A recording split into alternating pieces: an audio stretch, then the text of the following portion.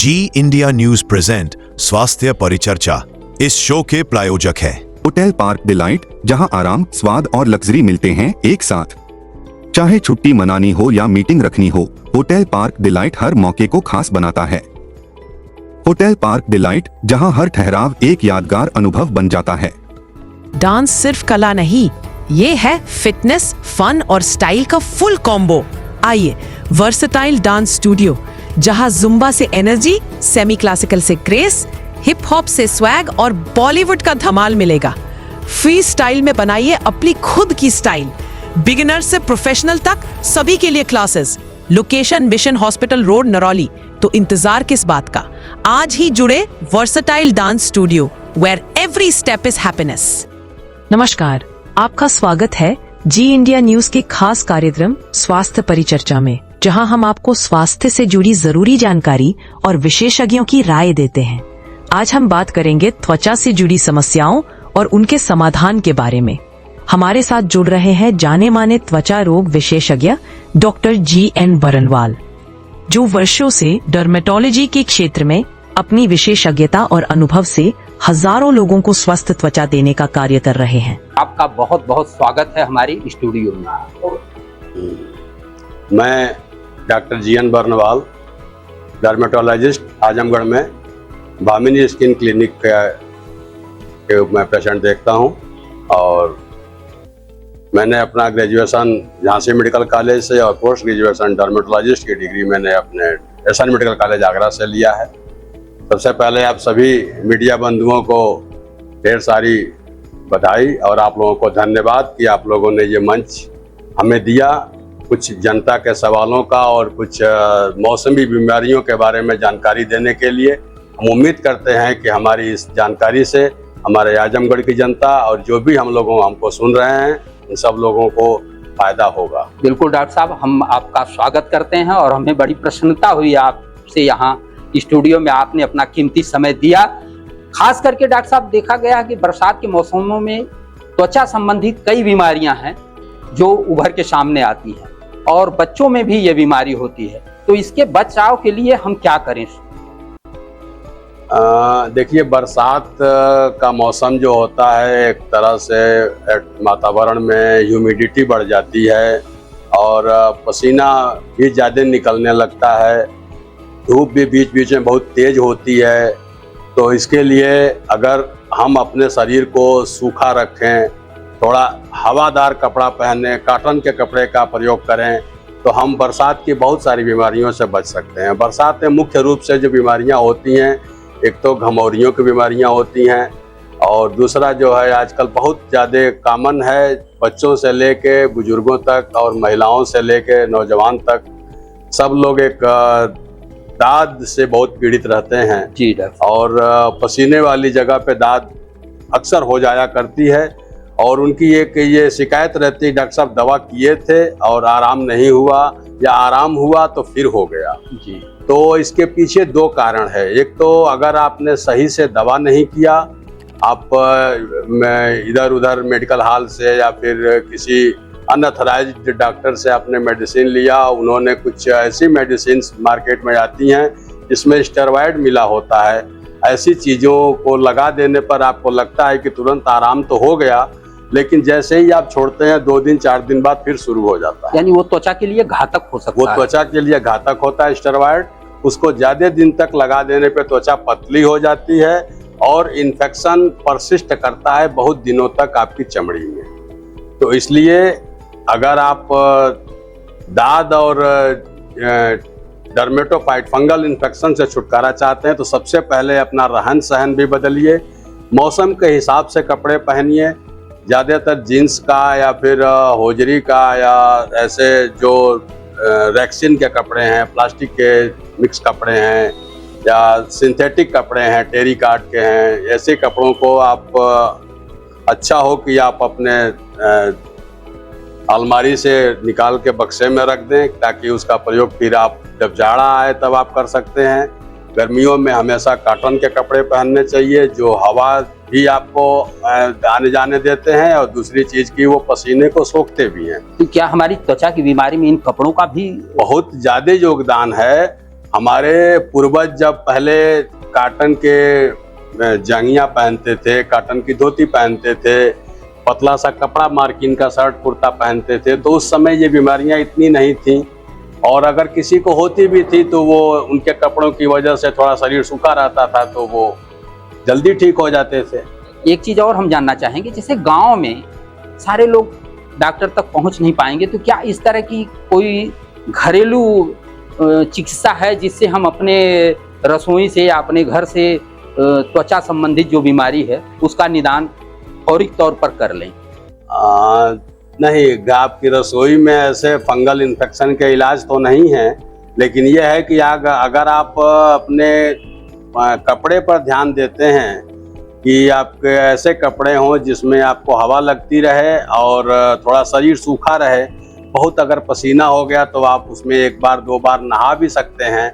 नहाने के बाद अक्सर एक देखा गया है कि कुछ लोग शरीर को अच्छे से पोंछते नहीं हैं टॉवेल से, थोड़ा गीला रहता है तभी जल्दी जल्दी अपने कपड़े को पहन लेते हैं। कुछ लोगों के कपड़े पहनते पहनते ही गीले हो जाते हैं, फिर ऊपर से पैंट पहन लेते हैं, महिलाएं ऊपर साड़ी लपेट लेती हैं और ऐसे में वो जो गीलापन है वो उनके शरीर में पड़ा रहता है और वही हमारे इस इन्फेक्शन के लिए जिम्मेदार होता है।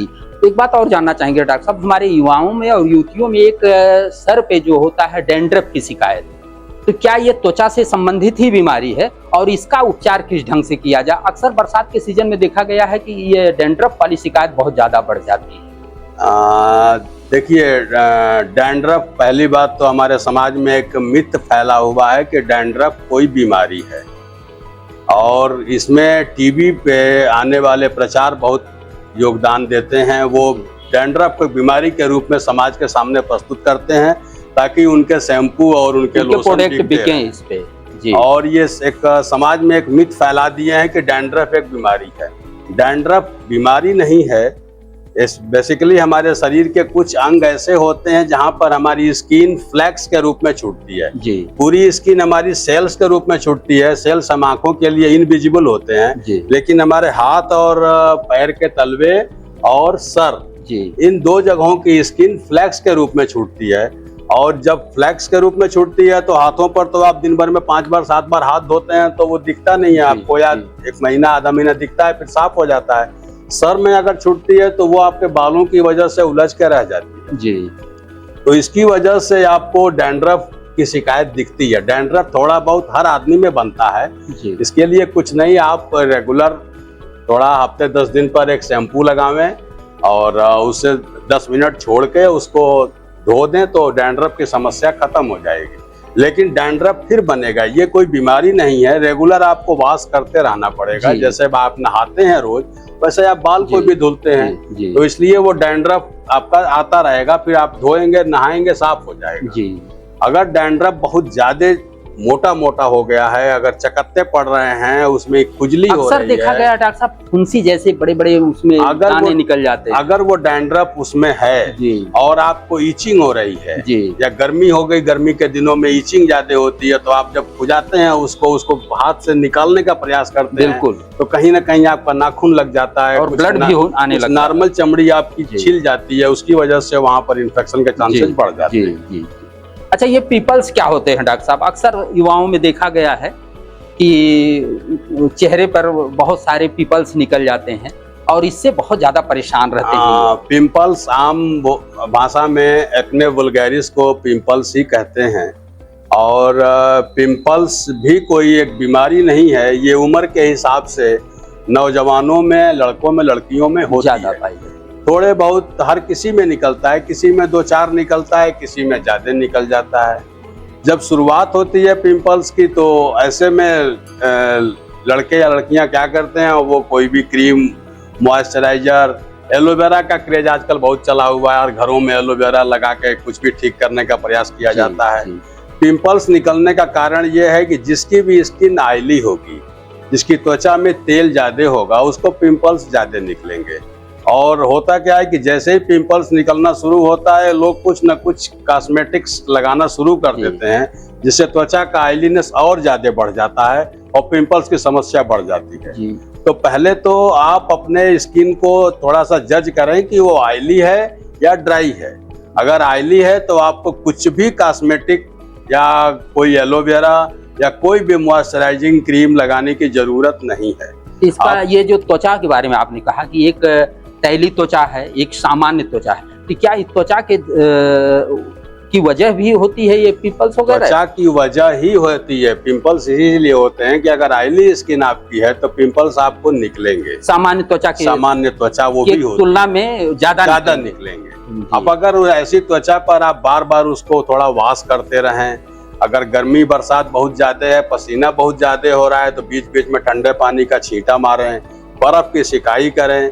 अगर रेगुलर वॉशिंग करते रहेंगे और कोई भी कॉस्मेटिक या ऑयल का प्रयोग चेहरे पे नहीं करेंगे तो पिंपल्स बहुत कम निकलेंगे तो फिर भी उम्र के हिसाब से, लेकिन उनकी मात्रा बहुत कम होगी, उनकी सीवियरिटी बहुत कम होगी। सीजन के हिसाब से डॉक्टर साहब एक चीज और हम जानेंगे कि ये पैर में अक्सर देखा गया है कि एक खुजली जैसी शुरुआत होती है और उसके बाद वो पक जाता है। गांव में अक्सर देखा गया है कि महिलाएं जो पानी वगैरह में ज्यादा रहती हैं तो ग्रामीण अंचल में खेत की रुपाई, धान की रुपाई वगैरह होती है, तो उसमें देखा गया है कि उनके पैर में जो है एक सड़न सी हो जाती है। उस सड़न से कैसे बचाव किया जा सके? देखिए, अति सर्वत्र वर्जते इसको कहा गया है।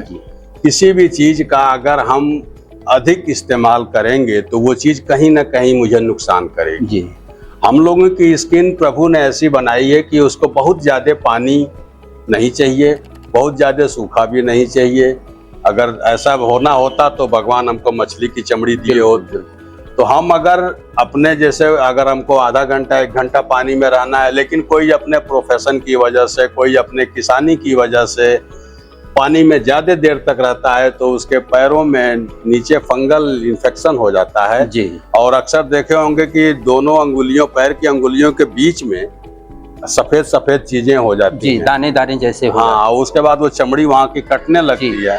तो ये सारे के सारे डर्मेटोफाइट इन्फेक्शन हैं और इनको ठीक करने का एक ही तरीका है कि पैर को कम से कम भिगाया जाए। कोशिश किया जाए कि अगर दिन भर अगर काम करना है तो भाई कुछ जूते का भी इस्तेमाल हो। पानी में काम करने के बाद 2-4 घंटा पैर आपका सूखा भी रहे। ये चीज अगर यानी जितना हो सके आपको पानी से अपने को बचाना है।